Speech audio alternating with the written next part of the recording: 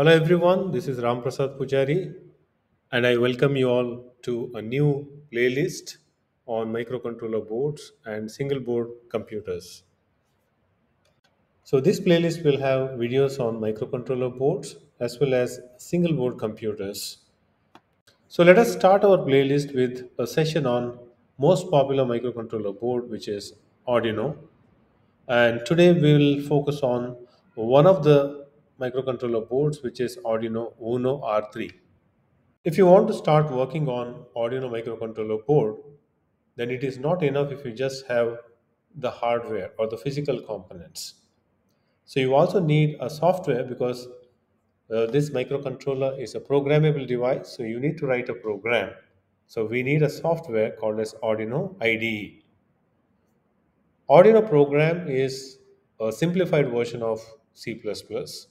So you will see that most of the syntax are similar to C++ syntaxes, and so very easy to learn and write this program.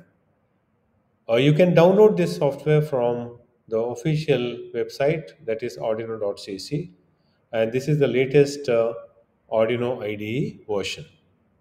Let us gather some information about Arduino Uno microcontroller board, which is shown here. First thing, we need to provide 5-volt power supply to the most of the components, including Arduino microcontroller. There are three ways to provide the power supply. The first way is you can connect the USB connector to this particular port from your laptop or desktop.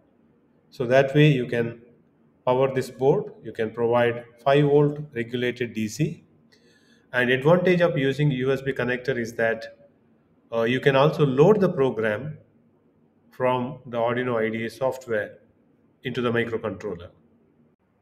But if you just want to power this board, then we can also use this DC jack and we can give external voltage between 7 and 12, preferably 9 volt, that can be applied here.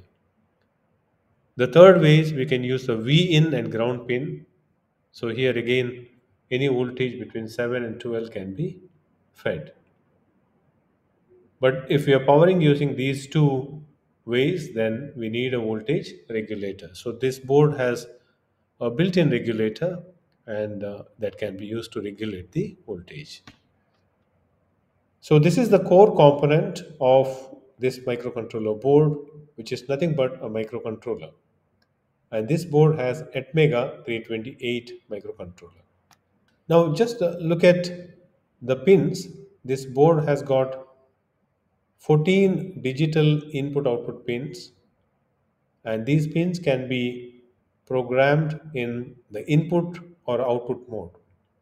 When you use this pin in the input mode, microcontroller can receive the binary input from each pin. When you say binary, it can be high or low. Low is nothing but 0 volt, high is nothing but 5 volt. Similarly, these pins can be used in output mode, where if the output is high, it can give 5 volt, it can be used as a power source to the external circuit. So these are nothing but the digital IO pins, and pin number 0 and 1 can also be used as a serial, so serial transmission. So we will discuss this in detail in the later sessions. This board also has analog input pins. So these pins, there are 6 pins, A0 through A5. They can be used for giving analog input. So these, the voltage range is between 0 volt and 5 volt. So microcontroller can accept analog inputs, but microcontroller has inbuilt analog to digital converter. So it converts the analog voltage, which is between 0 volt and 5 volt, into a 10-bit digital value. So microcontroller has got a memory, and one of the memories is flash memory, where it can store the program. So we can load the program through USB connector, and that can be stored in the flash memory, which is inside the microcontroller IC. And once the program is stored, then we can make it to work as a standalone device by powering using these two ways, using this DC jack or using V in and ground. So this board, when it is powered, it can also give us 5-volt DC as well as 3.3-volt DC. So these voltages can be used to power other devices, the external devices. Now this board has got some indicators, as you can see here. These are all the light emitting diodes which are used as indicators. So there is one, the small indicator LED, which is connected to pin number 13, and there is a power on indicator here, and there are some indicators for the serial transmission, TX and RX, transmission and reception. So this is the crystal oscillator. The microcontroller requires a clock signal, and that is generated by using clock generator or a crystal oscillator. And the frequency of this is 16 megahertz. As you can see here, I have hooked up my Arduino Uno microcontroller board to my system using USB connector. I have already said that there are three ways to power this board. So one is you can power it using your USB connector. Now, advantage of using USB connector is you can also load the program along with providing 5-volt regulated DC to the board. The second way of powering is you can use this, let's say 9-volt battery, and then you can connect this to the DC jack.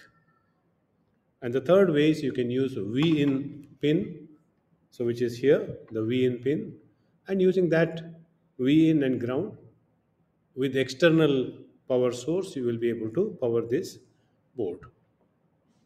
So let us just now, if you look at this, these are all the digital pins. I told you that there are 14 digital pins, 0 through 13, and out of them, these 8 are serving another purpose that we'll discuss later. And other pins, pin number 8 to pin number 13, are exclusively for digital input and digital output.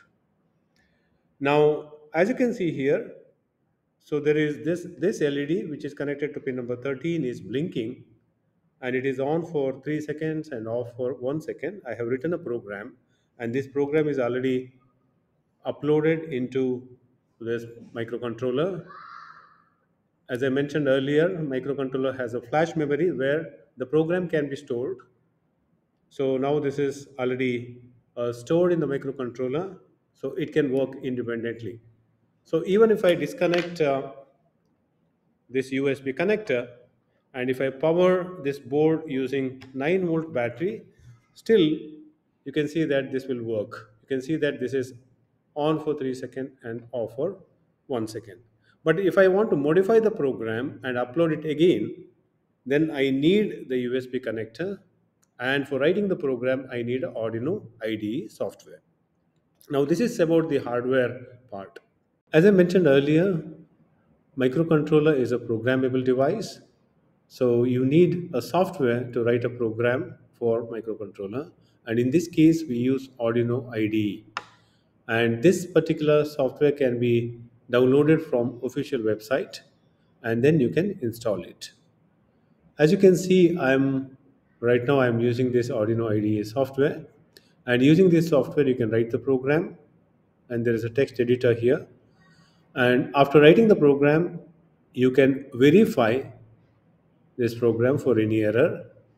And once the verification is complete, then after that, you will be able to upload this program into the microcontroller. Now, as I told you, for verification, you don't need to connect your system to the board. The verification will be carried out here itself in the software. But when you want to upload the program into the microcontroller, so we need to make sure that so there is a proper so connection between the system and the microcontroller board. Now, two selections we are supposed to do. I have already connected my microcontroller board to the system using USB connector. And very important thing is there are two selections that you are supposed to do. One is you need to choose the right board from the list of Arduino microcontrollers. So there is a large number of microcontroller boards are there, and you need to choose the right board. I'm using Arduino Uno, and you can see a tick mark here. That means the right board is selected. And the second one, you also have to make sure that the communication port is properly configured. And you can see that to one of my communication port, USB port, I have connected this Arduino board, and it shows the communication port name. So these are the two important selections that we are supposed to do before we upload our program. So as you can see, you write a program first, and after writing a program, two-step procedure, you need to verify for any error, and if there is no error, then you are good to go with uploading the Arduino program. Arduino program is also called as Arduino Sketch. Upload is nothing but you are loading the program to the microcontroller flash memory. So let us try to understand the Arduino program. So what I will do is I'm creating a new sketch. I'll go to File and click New Sketch, and that opens up this page. So this is the template, and Arduino program has two sections. One is a setup section, and second one is a loop section. So whatever command you write here, whatever code you write, that gets executed in the beginning once. And whatever command you write here in the loop, that gets executed infinite times continuously. Now under setup, you can configure any of the pins. Let us say right now I want to use digital pin 13 in the output mode. So I can just specify like this, and each line ends with semicolon. Okay, so that's how you write. You are not bothered about the indenting like Python program. So here you can see this is the first function of Arduino, pin mode M uppercase, pin number 13. So it indicates that I'm using pin number 13 in the output mode so that microcontroller can send a high signal to pin number 13. When you're sending high signal, that means you get 5 volt at pin number 13. And once you set the mode of each pin, let's say pin number 13 in the output mode, then I can write, let us say, a high signal. So there is another function called digital write. Write function, if microcontroller wants to send a high or low signal to the pin, then digital write will be used. If microcontroller wants to receive a signal from any of the pins, then read function is used. For example, if microcontroller wants to read a digital signal from pin number 13, then digital read function can be used. But right now, microcontroller is sending high signal to pin number 13. So I'm going to use digital write 13 comma high uppercase. So Arduino is case sensitive, so this has to be uppercase, and W is capital here. So this is the second function, digital write. Now what this particular program does is it makes pin number 13 high, and there is a built-in LED connected at pin number 13. So that will be on always. And the third function is delay function. So delay function will pause the execution for some time interval. I can give a number here that represents milliseconds, the time in milliseconds. So if I write 1000, that means 1000 millisecond, which is equal to 1 second. So this one, I can just comment by this double slash. Then I can write. So digital write function, it sends high signal to pin 13, digital pin 13. And similarly, pauses the execution for 1 second. Then I can send, let's say, low, then I can delay it by 1 second. So this program, if you verify it, let me just verify this. So done compiling, that means there is no error. So I can execute this. I can just upload the program.